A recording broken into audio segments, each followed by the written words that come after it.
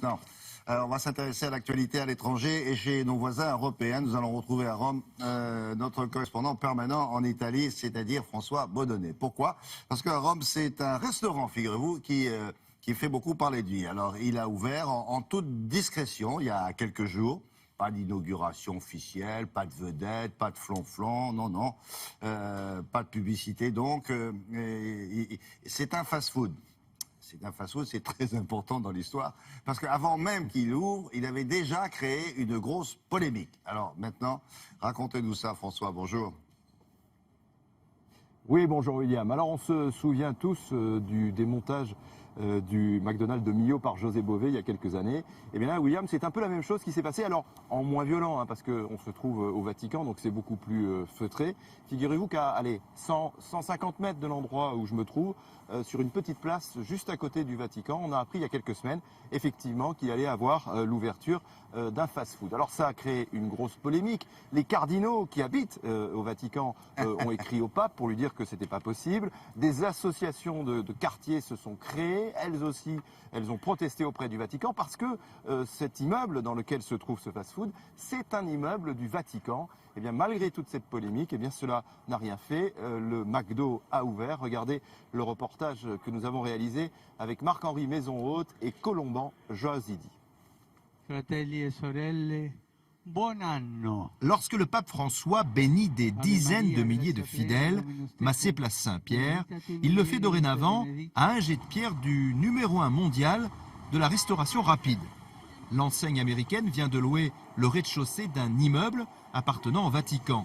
Depuis son ouverture, il ne désemplit pas malgré la polémique. Dans le monde, il y a des scandales plus importants qu'un McDo à côté de la place Saint-Pierre, vous savez. D'ailleurs, en cas de besoin, on peut y aller.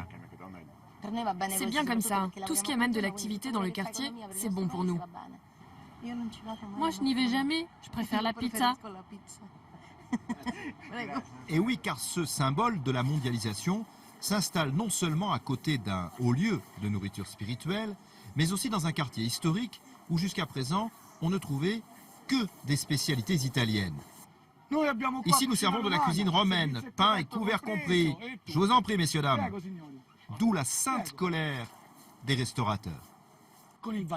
J'en veux au Vatican, parce que le Vatican a loué ce magasin à la multinationale américaine, alors que le pape ne cesse de répéter qu'il est contre la globalisation. Selon la presse italienne, le géant de la restauration rapide paierait 30 000 € par mois pour utiliser cet emplacement commercial idéal. Preuve que le Vatican ne dédaigne pas le fruit du travail des hommes. D'ailleurs, une précision, hein, François. Est-ce qu'il y a beaucoup de fast-food à Rome? Deuxième question, je suppose que le pape, il n'ira pas manger là-bas, non?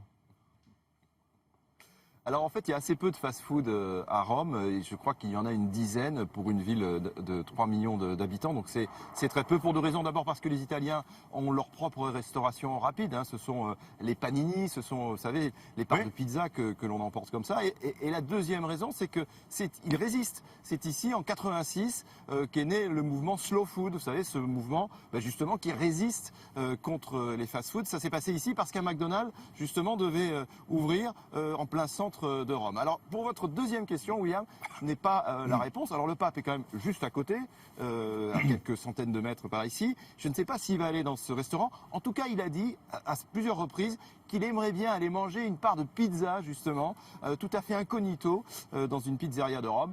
Alors, est-ce qu'il va aller dans ce fast-food? On ne sait pas. De la pizza au hamburger, il n'y a peut-être qu'un pas.